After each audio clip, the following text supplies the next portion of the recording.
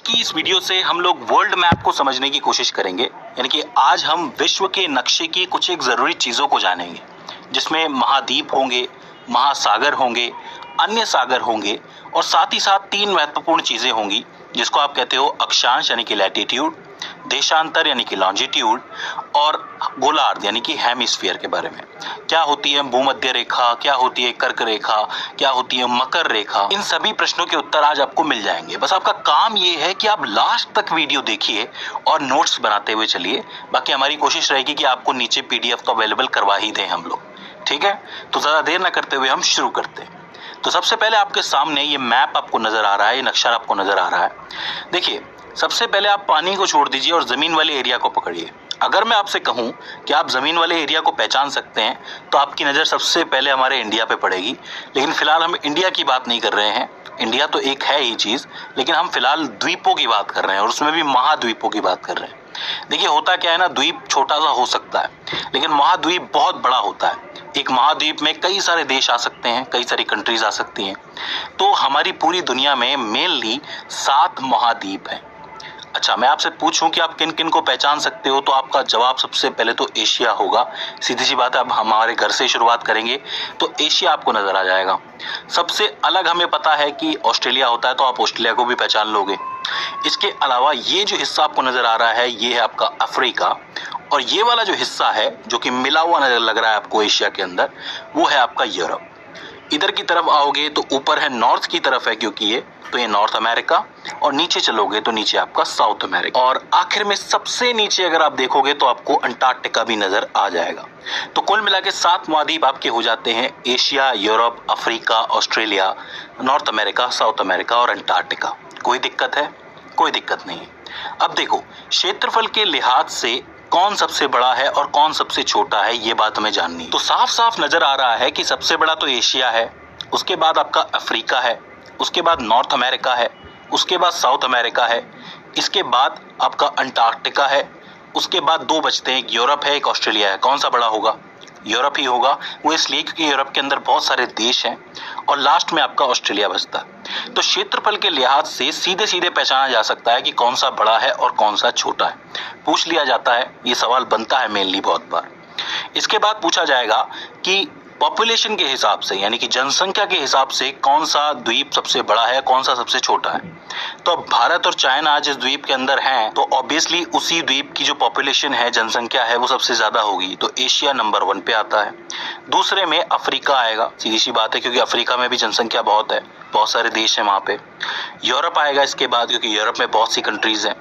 इसके बाद north America, फिर साउथ अमेरिका, उसके बाद ऑस्ट्रेलिया, और सबसे लास्ट में अंटार्कटिका। ऑब्वियसली बात है, वहां पे बहुत बर्फ है, इसलिए बहुत कम लोग रहते हैं। तो जनसंख्या के हिसाब से सबसे बड़ा एशिया हो जाता है और सबसे छोटा अंटार्कटिका हो जाता है। तो इसको पहचानना मुश्किल नहीं है। तो पहली 2 चीजें आपको याद रखनी है, क्षेत्रफल के लिहाज से बड़ा कौन है, छोटा कौन है, और जनसंख्या के हिसाब से छोटा कौन है, बड़ा कौन है। ठीक है। अब देखो, ये तो महाद्वीप हो जाते हैं, लेकिन इन्हीं से जुड़े हुए 2-3 नाम और आपको सुनने को मिलते हैं।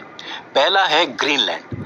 ये जो एरिया आपको नजर आ रहा है, ये अलग से एरिया बचता है, तो ये ग्रीनलैंड का एरिया है। आता ये नॉर्थ अमेरिका के अंदर ही है, लेकिन हम लोग इसको ग्रीनलैंड कहते हैं क्योंकि ये जगह ही ग्रीनलैंड है। इसके बाद आती है यूरेशिया। अब यूरेशिया 2 शब्दों से मिलकर बनी है, एक है यूरोप और एक है एशिया। ये जो आपको बीच में दिख रहा है ना, लाइन जो दिख रही है, इसको आप कहते हो यूरान माउंटेन्स, यानी कि यूरान के जो पहाड़ हैं वो यूरोप को और एशिया को अलग अलग करते हैं। चूंकि यूरोप और एशिया के बीच में कोई बहुत बड़ा समुद्र तो है नहीं, तो इसीलिए ये आपस में मिलकर यूरेशिया बनाते हैं। Europe plus Asia, Eurasia. तो अगर आपसे कोई यूरेशिया कहे तो आप यूरोप और एशिया दोनों को कंबाइन करके बताओगे। तीसरा शब्द आता है ओशेनिया। देखिए, ऑस्ट्रेलिया तो आप जानते हैं, ऑस्ट्रेलिया एक महाद्वीप है, लेकिन ऑस्ट्रेलिया के आसपास भी बहुत सारे द्वीप हैं, आप लोग देख सकते हो। जब आप इस पूरे को मिलाओगे तब बनेगा आपका ओशेनिया। क्योंकि ये थोड़ा सा अलग भी है दुनिया से, थोड़ा सा अलग दिखता भी है, तो इस पूरी जगह को ओशेनिया कहा जाता है। तो 3 वर्ड्स हो जाते हैं, एक ग्रीनलैंड हो जाता है, एक यूरेशिया हो जाता है और एक ओशेनिया हो जाता है। तो आपको बिल्कुल भी कंफ्यूज नहीं होना है। तो ये तो आपकी महाद्वीपों की बात हो जाती है। अब हम बात करते हैं महासागरों के बारे में। तो कितने महासागर हैं हमारे पास? 5 महासागर हैं। देखो, पहले तो महासागर और सागर के अंदर फर्क समझ लो। महासागर का मतलब ये होता है कि एक महासागर में कितना पानी है, मतलब कितनी क्वांटिटी है वाटर की, कितना वॉल्यूम है, कितना आयतन है। जैसे कि आपके सामने दो डब्बे रखे हुए हैं, एक छोटा है एक बड़ा है, तो किसका आयतन ज्यादा है? बड़े वाले का है, क्योंकि इसमें ज्यादा वाटर आ सकता है, ज्यादा पानी आ सकता है। इसी तरीके से एक महासागर और सागर में फर्क ये होता है कि एक महासागर में बहुत सारा पानी होता है बजाय के एक सागर के। तो इसका मतलब महासागर 5 ही है हमारे पास। कौन कौन से हैं? 2 का नाम आपके दिमाग में सबसे पहले आ गया होगा। एक है प्रशांत महासागर, जो आपको दिखता है पूरा का पूरा फैला हुआ है। एक है हिंद महासागर। सीधी सी बात है, अपने घर की चीज तो पहले याद आती है सबको, ठीक है। तीसरा आता है आपका अटलांटिक महासागर, जो कि यहाँ से या इस पूरे एरिया के बीच में आपको नजर आ रहा होगा, जो पूरा का पूरा होता है। चौथा है आपका अंटार्कटिक महासागर, जो कि अंटार्कटिका के आसपास होता है, अंटार्कटिक सर्कल के अंदर होता है। अभी मैं बताऊंगा कि वो अंटार्कटिक सर्कल कैसे जानते हैं हम लोग।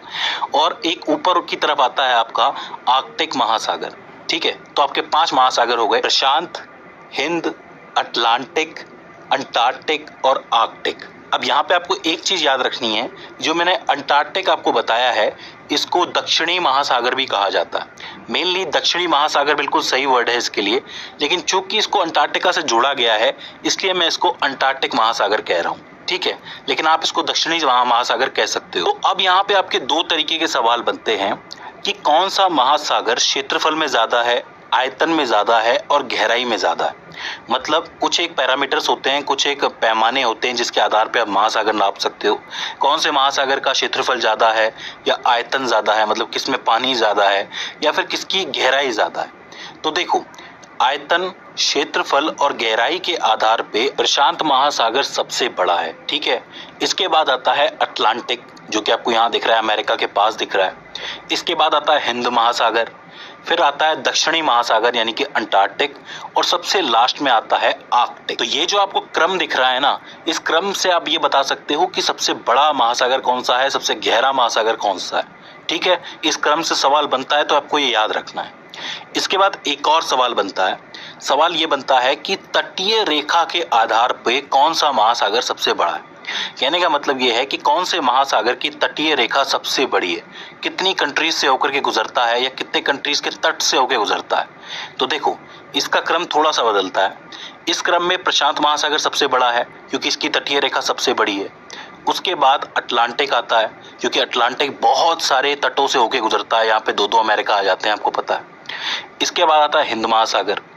इसके बाद आता है आर्कटिक, यानी कि ऊपर वाला आता है। क्योंकि यहाँ पे बहुत सारे देश हैं, तो बहुत सारे देशों के लिए इसकी तटीय रेखा काफी बड़ी हो जाती है।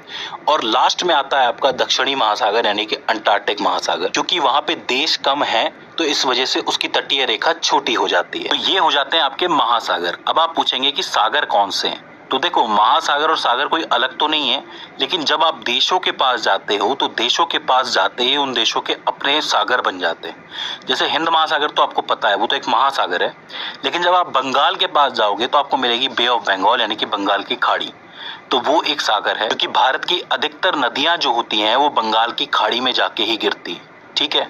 इसके बाद जैसे अरेबियन सी आ जाता है, जैसे कि आपका मिडिल ईस्ट यहाँ पे होता है, जहाँ पे अरब कंट्रीज होती हैं, तो उनके पास के सागर को अरेबियन सागर कहते हैं। नीचे आओगे तो गल्फ ऑफ एडन कहलाता है ये। इधर की तरफ साउथ चाइना का सागर है, ऊपर थोड़ा ईस्ट चाइना का सागर है। इसके अलावा जापान, ये आपको नजर आ रहा होगा, तो जापान के पास वाले सागर को सी ऑफ जापान कहते हैं, यानी कि जापानी सागर। ऊपर आप चलोगे तो ग्रीनलैंड के पास भी एक सागर मिलेगा। मध्य अमेरिका के पास आपको मिलेगा कैरेबियन सी। तो इसी तरीके से देशों के पास जब आप जाते हो, तो वहां पे आपको सागर बटे हुए मिलते हैं कि किसी के नाम से सागर है, किसी के नाम से सागर है। जब हम देशों की बात करेंगे, तो मैं आपको सागरों के बारे में और अच्छी तरीके से बताऊंगा। तो मुझे उम्मीद है कि आपको महाद्वीप समझ में आ गए होंगे, महासागर समझ में आ गए होंगे। अब हम बात करते हैं 3 इंपॉर्टेंट चीजों के बारे में जिनसे सवाल बनता है। सबसे पहले आता है लैटिट्यूड, यानी कि अक्षांश। तो देखो, ध्यान से समझना कि जिस तरीके से मैप आप लोगों ने देख रखा है, इस मैप में पूरी की पूरी पृथ्वी दिखाई जा रही है। इस पृथ्वी के बीच से कहीं पे, यहाँ पे 0 डिग्री से एक लाइन जाती है, जो कि काल्पनिक लाइन होती है, रियल लाइन नहीं होती है। ये काल्पनिक लाइन आगे जाके इसी पॉइंट से जाके मिलती है, क्योंकि धरती गोल है। जब आप पूरे इस नक्शे को गोल कर दोगे, तो ये आपस में मिल जाएगी। ये लाइन धरती को 2 बराबर हिस्सों में बांटती है। ऊपर की तरफ होता है उत्तरी गोलार्ध, यानी कि नॉर्दर्न हेमिस्फीयर, और नीचे की तरफ होता है दक्षिणी गोलार्ध, यानी कि सदर्न हेमिस्फीयर।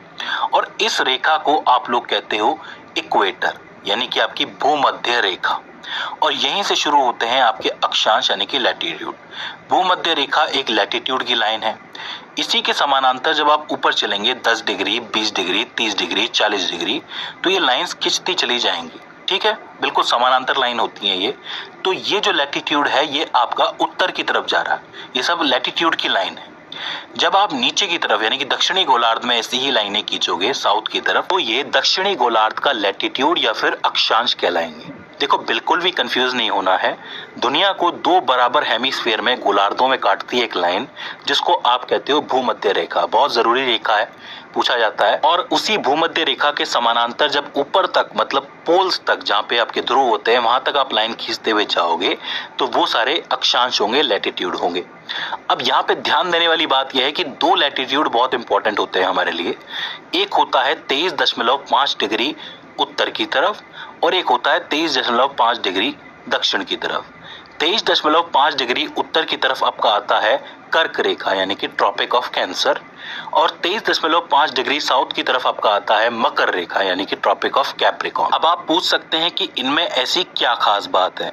तो देखो, हम थोड़ा सा जाते हैं धरती से बाहर। धरती एक टिल्ट पे यानी कि एक झुकाव पे झुकी हुई है, आपको तो पता है 23.5 डिग्री के झुकाव पे है धरती सूरज के साथ। तो क्या होता है कि दिसंबर के टाइम पे ट्रॉपिक ऑफ कैप्रिकॉर्न जो होती है वो आपके सूर्य के सामने होती है। ठीक है, आप लोग देख सकते हो बिल्कुल सामने है। वहीं 6 महीने के बाद क्या होता है, मतलब जून के टाइम पे क्या होता है कि जो कर्क रेखा होती है वो बिल्कुल सूर्य के सामने होती है। अब यहाँ पे आप देख सकते हो कि दिसंबर के टाइम पे जो नॉर्दर्न पार्ट होता है वो सन से थोड़ा सा दूर हो जाता है और सदर्न पार्ट सन के थोड़ा सा पास चला जाता है। तो मतलब नॉर्दर्न पार्ट में यानी कि उत्तरी पार्ट के अंदर, उत्तरी गोलार्ध के अंदर इस समय सर्दी पड़ रही होती है और दक्षिणी गोलार्ध में इस वक्त गर्मी पड़ रही होती है। वहीं जब आपकी कर्क रेखा सूर्य के सामने होती है तब क्या होता है, तभी आपका जो नॉर्दर्न पार्ट है यानी कि उत्तरी पार्ट है ये सूर्य के करीब होता है, तब यहाँ पे गर्मी पड़ रही होती है। और ये जो नीचे वाला सदर्न पार्ट है दक्षिणी वाला वो दूर होता है, तो यहाँ पे सर्दी पड़ रही होती है। अब हम कहाँ रहते हैं, इंडिया कहाँ है, नॉर्दर्न पार्ट में है। तो दिसंबर में यहाँ सर्दी पड़ती है, तब मकर रेखा पे होता है सूर्य, और जून के टाइम पे यहाँ गर्मी पड़ती है क्योंकि कर्क रेखा होती है सामने और हम लोग सूर्य के करीब होते हैं, मतलब नॉर्दर्न पार्ट करीब होता है। आप देख सकते हैं कि दिसंबर जनवरी के टाइम पे मकर रेखा से दोबारा ये इक्वेटर की तरफ आना शुरू करता है सूर्य, तभी ये मकर राशि में भी प्रवेश करता है। हम लोग कहते हैं ना कि मकर संक्रांति आ गई है, तो वो दिसंबर जनवरी के टाइम पे होता है जब मकर रेखा से सूर्य वापस इक्वेटर की तरफ, भूमध्य रेखा की तरफ वापस आता है। हालांकि सूर्य कहीं नहीं जाता, हम ही घूम रहे होते हैं, धरती ही घूम रही होती है। इसके बारे में और भी अच्छी तरीके से आप समझ सकते हैं, इस वीडियो के अंदर मैंने बना रखी है। इस वीडियो में मैंने मौसम के बारे में बताया कि मौसम कैसे बदलते हैं। ठीक है, तो आपके 3 अक्षांश हो गए, एक आपकी भूमध्य रेखा हो गई, एक कर्क रेखा हो गई, एक मकर रेखा हो गई। इसके अलावा 2 और अक्षांश होते हैं जो ऊपर की तरफ होते हैं 66.5 डिग्री पे। एक होता है ऊपर की तरफ नॉर्थ में, एक होता है साउथ में नीचे की तरफ। जो नॉर्थ में पार्ट होता है इससे ऊपर के एरिया को आप कहते हो आर्कटिक सर्कल। ठीक है, याद रहेगा, 66.5 डिग्री जो होता है उससे ऊपर के एरिया को आर्कटिक सर्कल कहते हैं। वहीं नीचे की तरफ क्या होता है कि ये 66.5 डिग्री साउथ में ये जो नीचे वाला हिस्सा है ये अंटार्कटिक सर्कल कहलाता है। ऊपर वाला आर्कटिक सर्कल, ये अंटार्कटिक सर्कल। तो आपको लैटिट्यूड समझ में आ गया, अक्षांश समझ में आ गया। इसके बाद हम लोग बात करते हैं लॉन्गिट्यूड की। अब देखो, लॉन्गिट्यूड में क्या होता है कि जो आपका उत्तरी ध्रुव होता है यानी कि नॉर्थ पोल और दक्षिणी ध्रुव होता है यानी कि साउथ पोल, ये दोनों आपस में जुड़ते हैं। जैसे कि भूमध्य रेखा में क्या होता है कि यहाँ से यहाँ तक लाइन जाती है, इसी तरीके से ये ध्रुव होते हैं ऊपर नीचे वाले, ये आपस में जुड़ते हैं। ये भी एक काल्पनिक रेखा होती है। इसको आप कह सकते हो कि ये धरती की धुरी होती है। धुरी मतलब जैसे ये धरती है, धरती के बीच से एक लाइन गुजर रही है, काल्पनिक लाइन, इसको धुरी कहा जा सकता है। इसको आप लोग कहते हो लॉन्गिट्यूड। ये जो लॉन्गिट्यूड की लाइन होती है ये पूरी धरती को 2 दूसरे गोलार्धों में बांटती है। एक होता है आपका पश्चिमी गोलार्ध यानी कि वेस्टर्न गोलार्ध यानी कि वेस्टर्न हेमिस्फीयर, और एक होता है आपका पूर्वी गोलार्ध यानी कि ईस्टर्न हेमिस्फीयर। आपने वेस्टर्न वर्ल्ड, ईस्टर्न वर्ल्ड के बारे में सुना होगा ना कि वेस्टर्न परंपरा है, पश्चिम की परंपरा है। तो पश्चिम में कौन से देश आते हैं, ये वाले देश आते हैं, यूरोप आता है पूरा का पूरा। और पूर्व में कौन से देश आते हैं, ये एशिया की जितनी भी कंट्रीज हैं वो सारी आती हैं। इसलिए हम लोग कहते हैं ना पश्चिमी परंपराएं अपना रहे हैं ये लोग, तो मतलब वहाँ की परंपराएं अपनाई जा रही हैं। तो इसी से ये बात पता चलती है। ये जो लाइन आपको दिख रही है, ये लॉन्गिट्यूड की लाइन जो बीच वाली होती है, इसको आप प्रधान मध्याय कहते हो। इंग्लिश में बोले तो प्राइम मेरिडियन कहा जाता है इसको, ठीक है। तो प्राइम मेरिडियन हो जाती है ये लाइन और इक्वेटर हो जाती है ये लाइन। अब देखो, जैसे भूमध्य रेखा के आसपास लाइनें बनी हुई हैं जो कि लैटिट्यूड कहलाती है, अक्षांश कहलाती हैं, इसी तरीके से इस प्राइम मेरिडियन के आसपास भी इस तरीके से लाइनें बनी हुई होती है। ये समानांतर नहीं होती है, लेकिन ये कर्वेचर में होती है, घुमाव में होती है। इस तरीके से आप देख सकते हो। इन लाइनों को आप क्या कहते हो? लॉन्गिट्यूड की लाइन। इन लॉन्गिट्यूड की लाइनों का इस्तेमाल जब प्लेन उड़ते हैं ना हवा में, तो वो भी करते हैं। जब आप थोड़ा सा गहराई में जाओगे पढ़ने में इसके लिए, तब आपको ज्यादा समझ में आ जाएगा। तो अब आपको अक्षांश यानी कि लैटिट्यूड समझ में आ गया, जो आपका देशांतर है यानी कि लॉन्गिट्यूड समझ में आ गया, ठीक है। और जो आपके गोलार्ध होते हैं, हेमिस्फीयर है, वो भी समझ में आ गए। एक गोलार्ध होता है जो आपका ऊपर की तरफ होता है यानी कि उत्तरी गोलार्ध, एक दक्षिणी गोलार्ध, एक होता है आपका ईस्टर्न यानी कि पूर्वी गोलार्ध, और एक होता है वेस्टर्न यानी कि पश्चिमी गोलार्ध। अब देखो, ये जो आपकी दोनों रेखाएं हैं, एक है आपकी भूमध्य रेखा और एक है आपका प्रधान मध्याय। ये दोनों आपस में कहीं ना कहीं तो मिलती होंगी ना, मतलब इनका इंटरसेक्शन तो कहीं होता होगा, क्रॉस जिसको आप कहते हो। तो वो जगह कौन सी है, उसके बारे में पूछा जाता है। तो देखो, अफ्रीका जो महाद्वीप है उसके पास सागर में ही एक जगह है जिसको आप कहते हो गल्फ ऑफ गिनी। अफ्रीका के पास है ये जगह गल्फ ऑफ गिनी। वहां पे ये दोनों लाइनें इंटरसेक्ट करती हैं, मतलब क्रॉस करती हैं। तो गल्फ ऑफ गिनी में ये दोनों रेखाएं आपस में मिलती हैं। आप जवाब दे सकते हो। तो दोस्तों, मुझे उम्मीद है कि आपको महाद्वीप समझ में आए होंगे, महासागर समझ में आए होंगे, उनसे जुड़ी हुई बातें समझ में आई होंगी, और अक्षांश यानी कि लैटिट्यूड, लॉन्गिट्यूड और जो आपका हेमिस्फीयर है, गोलार्ध है, वो समझ में आया होगा। अब अगली वर्ल्ड मैप की वीडियो में हम लोग देशों की बात करेंगे। देशों के बारे में मैं आपको बताऊंगा कि कौन सी कंट्री कहाँ है और वहां पे कौन सी लॉन्गिट्यूड की लाइन गुजरती है, कौन सी लैटिट्यूड की लाइन गुजरती है, कौन सी जगह ज्यादा इंपॉर्टेंट है। ये सारी चीजें मैं आपको बताऊंगा, जिससे काफी सारे सवाल आपके बन जाते हैं। तो दोस्तों, मुझे उम्मीद है कि ये वीडियो आपके लिए हेल्पफुल साबित रही होगी। अगर इसके बाद भी इसके अंदर आपको कोई क्वेरी आती है, कोई दिक्कत आती है, तो आप हमें कमेंट सेक्शन में बता सकते हैं। तो दोस्तों, आज की इस वीडियो के अंदर बस इतना ही। See you on the next one.